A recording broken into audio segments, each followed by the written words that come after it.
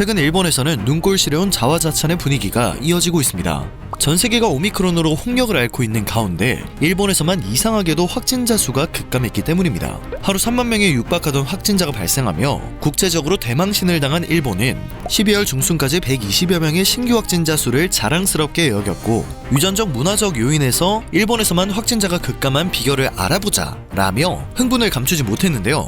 확진자 수가 제대로 집계되지 않고 있기 때문인지 전문가들도 이렇다 할 확실한 원인을 찾지 못했습니다. 지난번 영상에서 전해드린 것처럼 집안에서 신발을 벗는 문화, 높은 결핵 예방 접종률, 마스크 보급과 낮은 비만도 등이 원인으로 지목되는 어처구니 없는 상황까지 발생했죠. 심지어는 일본에서만 감염력이 줄어드는 일명 착한 변이가 등장했다는 등, 델타 바이러스가 일본에서만 자멸을 했다는 등, 일본인들의 유전자가 감염세포를 공격한다는 등 말이 나오기도 했습니다. 일본 매체들 역시 일본인이 코로나에 특별히 강한 유전적, 문화적 요인을 가지고 있다는 해석들을 줄줄이 내놨습니다. 매번 정부를 비난하던 일본인들은 코로나 대응을 잘했다는 반응을 보이기 시작했고, 기시다 내각의 지지율도 상승했습니다. 27일 니케이 신문은 지난 24일에서 26일 TV 도쿄와 공동으로 실시한 여론조사 결과를 발표했는데요. 기시다 내각의 지지율은 65%로 상승했습니다.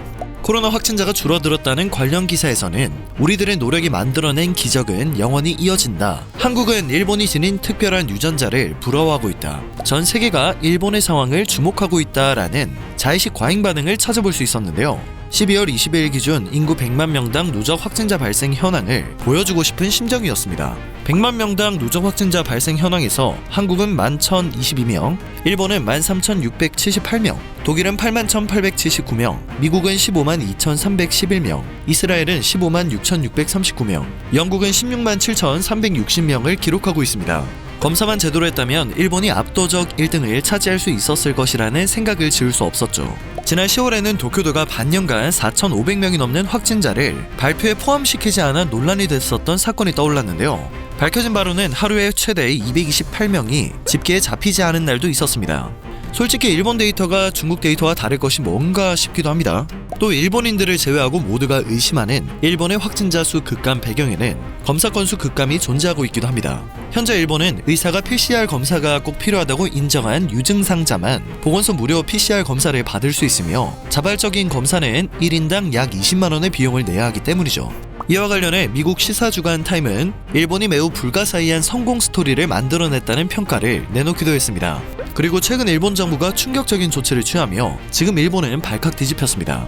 긴급할 때는 의약품의 효능이 확인되지 않고 추정만 되더라도 사용을 승인하는 제도의 도입을 추진하고 있는 것입니다. 그런데 말입니다. 수상하게도 코로나 백신 역시 여기에 포함이 되어 있어 논란이 되고 있습니다. 확진자 수가 없다고 동네방네에 자랑을 하고 싶어 안달이 난 상황인데, 이렇게 무모한 조치를 시행하는 이유는 대체 무엇일까요? 다른 나라도 아니고 확진자 수로 이미 몇 번 장난질을 쳤었던 일본이기에 일각에서는 지금 일본의 코로나 상황이 생각보다 심각한 것이 아니냐는 반응이 나오고 있습니다. 일본 정부가 코로나 상황을 축소하고 은폐하고 있다는 것이죠. 일본 정부의 이러한 무책임한 시도는 지난해에도 논란이 된 적이 있습니다.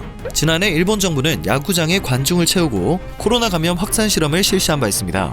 일본 최대의 실내 야구장 도쿄돔 입구에는 체온 측정 장치와 얼굴 인식 카메라가 등장했고, 관중석에는 공기 흐름과 비말 농도를 측정하는 센서가 설치되어 있었습니다. 프로 야구 경기가 열리는 도쿄돔에 정원의 80%인 34,000명까지 관중을 입장시켜보는 실험을 실시한 것이죠.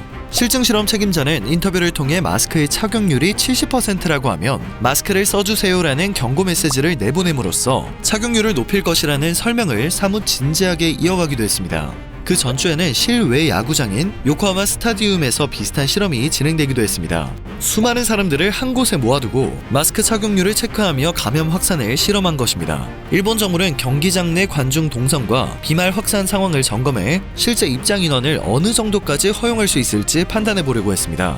이러한 실험을 두고는 도쿄올림픽을 위한 실험이라는 반응이 쏟아졌습니다. 올림픽으로 경제 한번 살려보겠다고 하다하다 국민을 상대로 실험을 펼친 것입니다. 도대체 이런 국가가 어떻게 선진국이 될 수 있었냐는 반응이 나왔죠. 그런데 이번 의약품 승인 제도 개정 조치는 지난해 실험보다 훨씬 심각한 일이 분명합니다. 그럼에도 일본 정부는 이 제도 도입을 굉장히 서두르고 있습니다. 28일 산케이 신문에 따르면 일본 정부는 이러한 내용을 골자로 한 의약품 의료기법 개정안을 내년 정기국회에 제출하기로 했습니다. 산케이신문은 개정안은 임상시험의 최종 결과가 나오기 전이라도 유효성이 추정된다면 승인이 가능해진다며 코로나 백신의 실용화가 늦었던 것에 대한 반성에 입각한 것이라고 일본 정부를 대변하기도 했습니다. 일본의 현행 의약품 승인 제도는 평상시의 전자로의 유효성과 안전성을 확인하는 임상시험을 실시합니다.